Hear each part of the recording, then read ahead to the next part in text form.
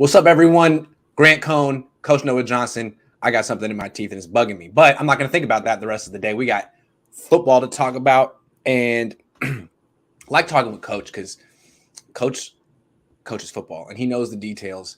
And we've all been talking about this quarterback competition. I've honestly never covered one. Harbaugh never did it with Alex Smith and Colin Kaepernick. We're going to see one this year. It's going to be interesting. I'm very curious to see how Kyle Shanahan structures it because there's a lot of potential complications. But before we get to the complications, we should explain why they have to do this, why it's totally necessary. You want to start with that? You're asking me why it's necessary. Yeah, why he needs to prove himself to the organization, the teammates, to everyone.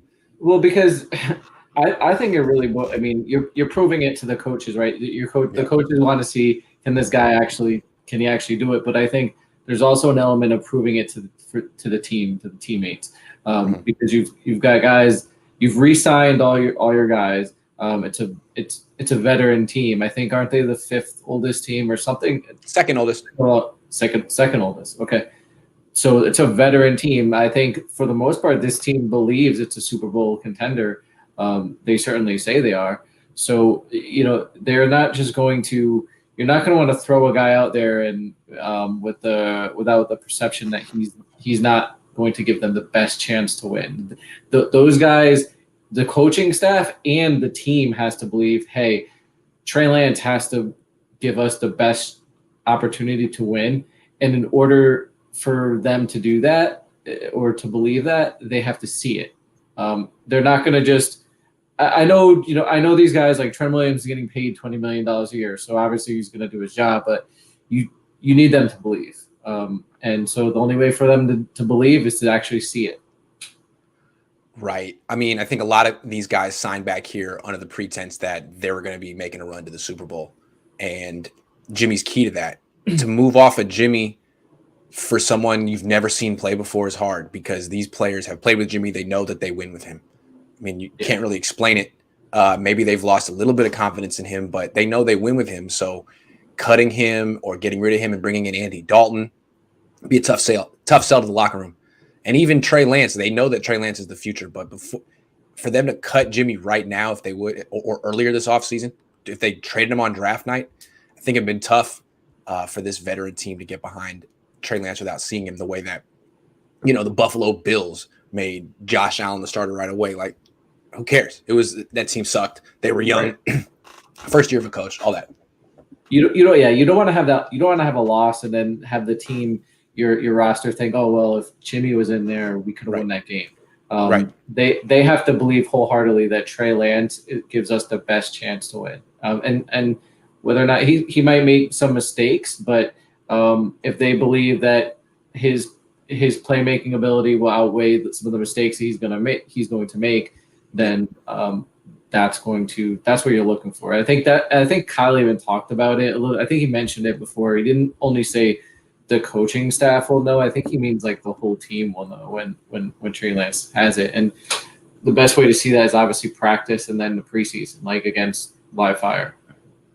Not just the players, but front office, ownership, because it seems like front office and ownership like Jimmy more than the coaching staff does.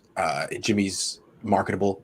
He's professional. You don't have to worry about him saying the wrong thing, doing the wrong thing. People like him. He wins. He gives the organization credibility that it didn't have when Brian Hoyer was the quarterback.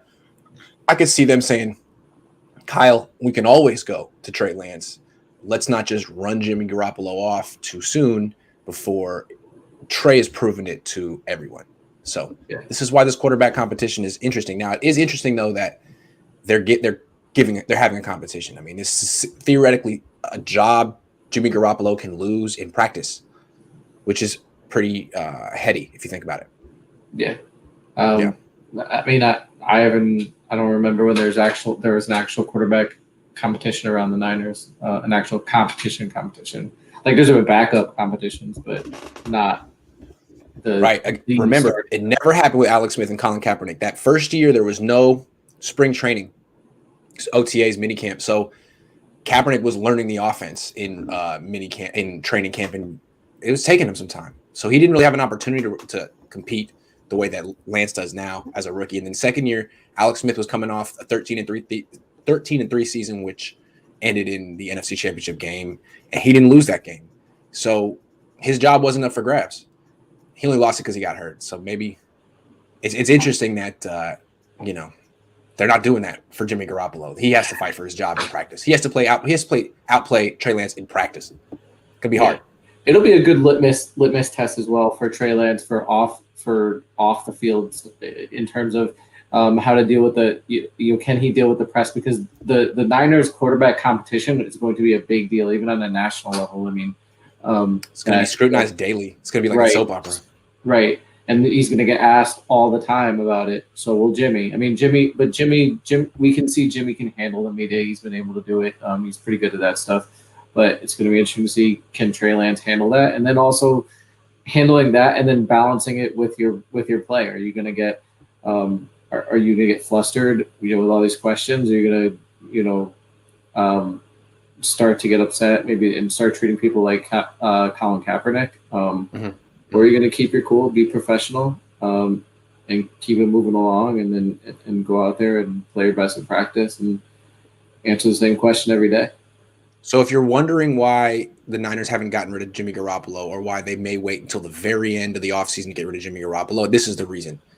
There's a lot of reasons to say that they can't just hand this team to Trey Lance. Like the Jets can hand their team to Zach Wilson. That's a young team with a first-year coach that has no expectations this year. But this team has a ton of expectations, whether they're realistic or not. So Trey Lance has to prove it. That's the context of this conversation. Yeah. So now let's talk about the downside of the quarterback competition. Positive stuff. I have questions for you. Do you think that Kyle Shanahan will double the reps and have double long practices, like basically have a full practice for Trey and a full practice for Jimmy Garoppolo, or will they have to split him?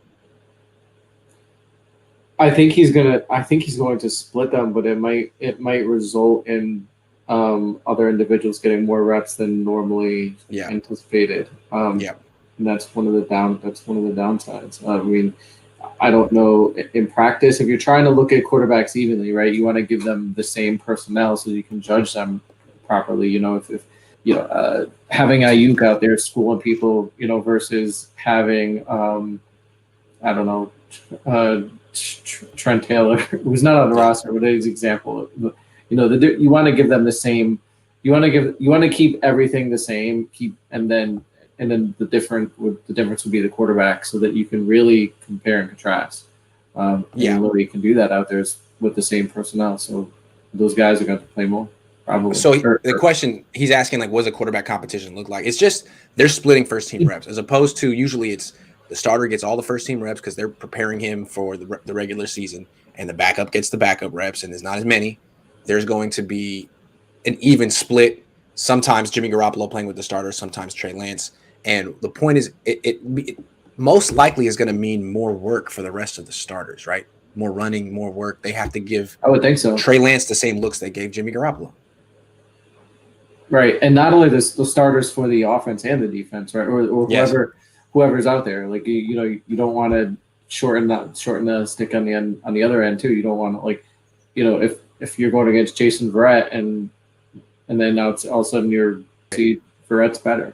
If Jimmy Garoppolo goes against Jason Verrett all day and Trey Lance is only going against Dante Johnston, that's not a fair quarterback competition. Right. So it seems to me that you have this. It's ironic. You're trying to practice less. This team keeps having injuries in practice. You're trying to do less, make it more leisurely, get to the season in one piece. But now Debo has to run more routes. The routes he runs for Jimmy, he has to run for Trey. Same with Brandon Ayuk. And these are two guys who have soft tissue injury history problems. So what is this quarterback competition going to do to Brandon Ayuk, George Kittle, Debo Samuel in practice, in preseason? It's going to be a lot of work. Yeah, it's going to be more. It's going to be more work, and that falls right back into like making the team has to believe that Trey Lance gives them the best opportunity, or has a lot of potential, right? Because you're putting in all this extra work. Like, why am I doing this? Like, what if Jimmy? Right. like Jimmy's so much better. Why am I doing this? Like Right. this is crazy.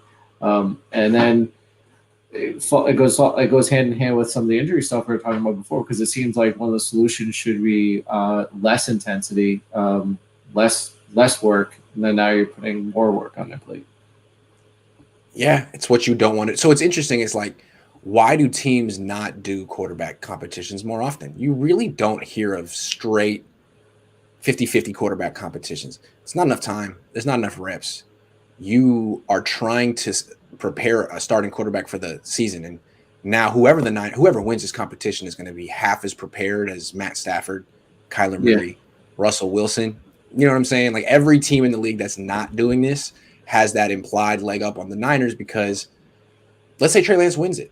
He wins the quarterback competition, but he got less reps in camp than every other starting quarterback in the division. That's rough. So what can you really ask him to do week one? Same for Jimmy.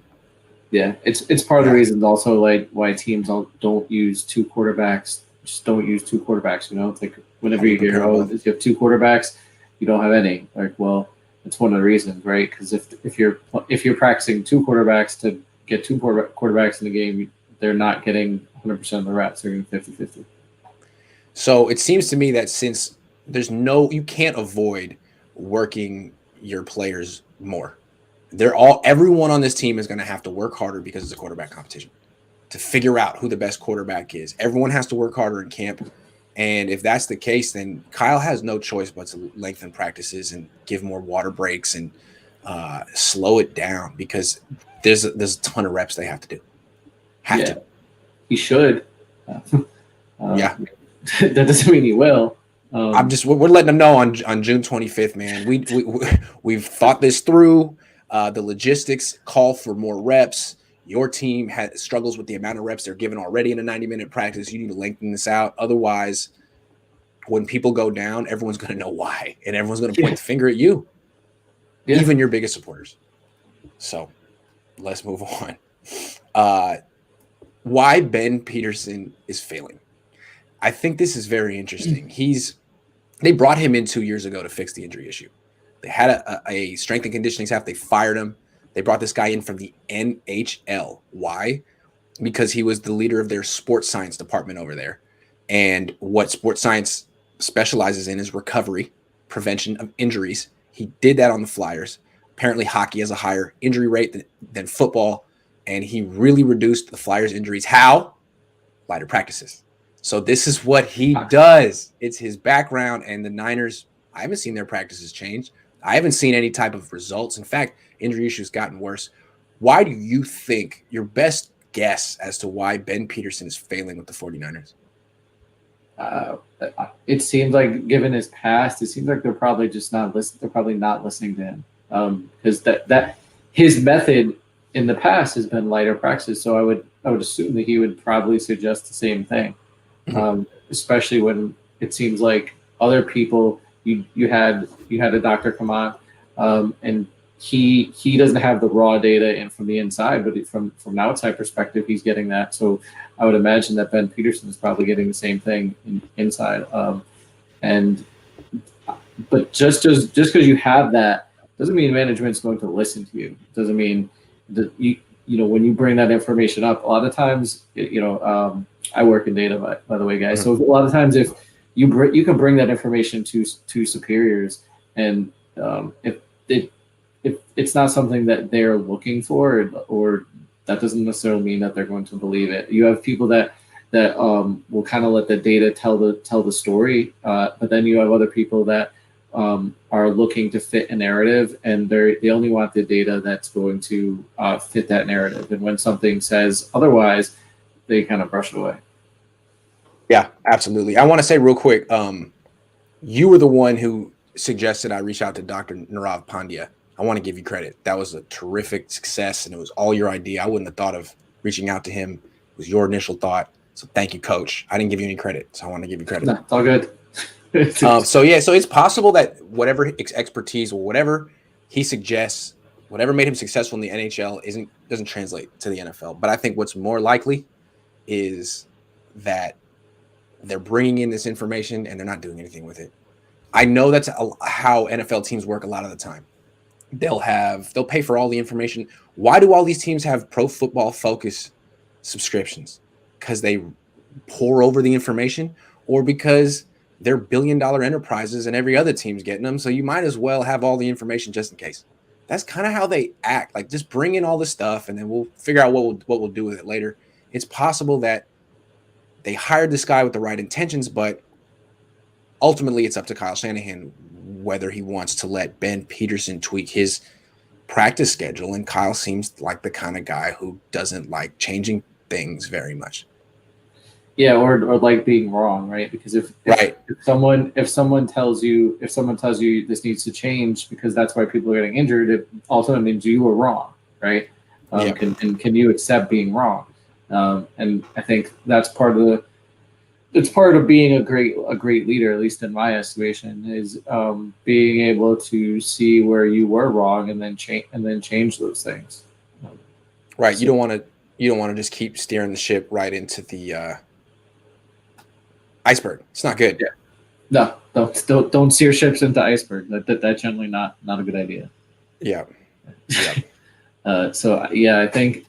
I mean, I'm not on that coaching staff, so I don't know. But I would assume it's probably because they're just not listening to what the trainer is saying. Yeah. Given this information that you've since discovered about Ben Peterson. Yep. So Ben, we feel your pain, man. There's nothing you can really do. All you can do is keep putting the reports on Kyle Shanahan's desk. I don't know. Keep getting that check. Yeah. It's probably a pretty nice one coming from Jed. Yeah. Yep. All right. Which brings us to our next topic. Why Kyle Shanahan likes short practices. We don't know. But as a coach, do you know coaches who like short practices, and what is it about? Is it like an ADD thing? Just attention deficit disorder? I do know coach. Some coaches want to get out, just get in there, get it all done, and then go with their family. Like they don't like the grind, the extra time that you got to put in there and just grind it out. From what I know of the NFL, it's like everybody's like that. Everyone's the opposite of that. Everyone just because you have to grind, you have to be in there every day, and sleeping on your couch and all that. But I mean, it's possible that Kyle is trying to alleviate some of that. It's like, all right, well, let's make our practice shorter, 90 minutes, so everyone can go home, be with their family. Maybe I'll stay here for a couple hours, but if I cut down practice, I only have to stay here for 2 hours, and I get that 2 hours or that extra hour back. I can give it to my family, or maybe he prefers to use that extra hour in the film room and rather than at practice. It's hard to say, not knowing him personally.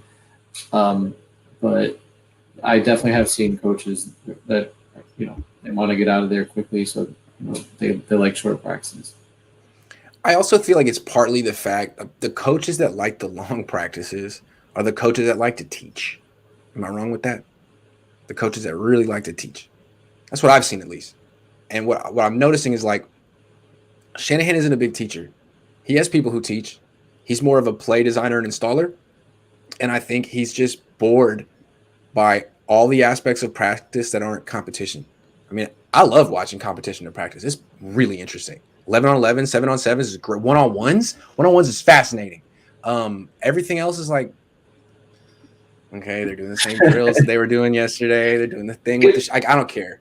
Like, hey, get out of there, Mullins. Let me get some reps. Yeah. So I think he just gets a little bored by the non-competitive parts of practice, which me too. I do too. But you gotta love that. You gotta love teaching, man. And Harbaugh did. I mean, Harbaugh would jump into the drills. He loved the drills. It wasn't all about competition with Harbaugh. Harbaugh participated in the special teams, all the stuff. So that's the next. Is teaching. I mean, yes, it's been said by every single great coach and coach. Like yes. you are a teacher.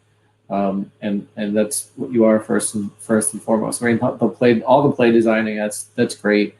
But ultimately you've got to teach and teach fundamentals and then teach the minuscule details of everything. I mean, it's not just the play. Anybody, I mean, you could look up on online and find a playbook if you want, but actually being able to get in the details and go over the details of that play is not really what you can find on it. And that takes experience and learn in the learning process. Have you been around coaches who are like me and maybe Kyle, who are really kind of focused on just the competitive parts of practice? Iron sharpening iron, and that's it? Usually maybe younger guys and experienced guys that can happen. I would think that Kyle and once you're on that level, they're not just all about that. But I feel like most coaches make a name for themselves and get to where they are in the NFL because they're great teachers. Kyle got to where he is for two reasons. One, he's a great X's and O's guy, and two, he's Mike Shanahan's son, so he could show people. He got in the door, and then he showed why he's brilliant with X's and O's. But it's not like he was, coaching at a high school or, he didn't come up the old school way. Didn't have to prove it. Didn't have to develop that love of teaching. Yeah, I think, but in somewhat of his defense, I think a lot of the NFL comes up that way. There's a lot of guys that are coaches' sons, or look at LA. Look at all the roster in the league. There's so many people that have their father, their brother, or their uncle was this. Even some of the new people that were brought on. I forgot the girl's name that brought on her. I want to say her uncle or her father was a Green Bay, played on the Green Bay Super Bowl roster. So I'm sure that played a role in her getting a job in the NFL. And that's just the name of the game. It's who you know. There are certain people that get in there on their own merits. And I'm not going to say, but it's a very difficult thing, and there's plenty of people that get in there that have family, and Kyle's not the only one, and he's not going to be the last one. And you can look on any roster in NFL. There's tons of them. And not to get off subject, but it's it plays in the process of getting some of the racial diversity in changed in the league, and because I don't know if you guys know this, but you don't get your initial job in the NFL. You don't get paid a lot. It's very you're living on scraps, and so basically you have to sacrifice a lot. And the whole idea behind it is, if you really want this, you'll sacrifice and you'll work your way up. But however, who can do that, right? It's people that have money. Rich people. Yeah, rich people. Coaches. Yeah. You think Kyle Shanahan. You think Kyle Shanahan was slumming it? Do you think Lane Kiffin was slumming it when he got his first job? No, no. They come from a rich family, so that's part of the problem I think the NFL has to address. It's not just looking at simply racial background, but they've got to fix that. They make enough money; they don't need to pay initial people $25K a year. Yeah. Coming back to Kyle and his love of short practices, we've offered some possible answers, some possibilities. Only he knows. The key is you got to get over it, man. Maybe you got to get over it. Yeah. Why do you like short practice? I will. Hey, it's another good example. You're better at journalism than me. You're like, hey, you're always like, why don't you be a journalist? I'm like, yeah, that's a good idea, coach. Thanks for that's why you're a real coach. Yeah, he's a coach. I bet he's not going to like that when you ask him that. He doesn't like any of my questions, so whatever. All right, last topic, and this is a bonus one I threw in there. So I'll start with this. The number one goal of training camp. There's a quarterback competition, and you could think that the number one goal of training camp is to determine a winner. Get the right quarterback. Yeah, that's number 2 goal. The number 1 goal of training camp for this team is to get to the regular season in one piece. Yeah. Can they not beat themselves in training camp for a change? They always limp into the regular season. And you know what players say? I've always heard players and coaches say this. I never played football, but I sympathize. They say the healthiest I'm going to be all year is day one of camp, right?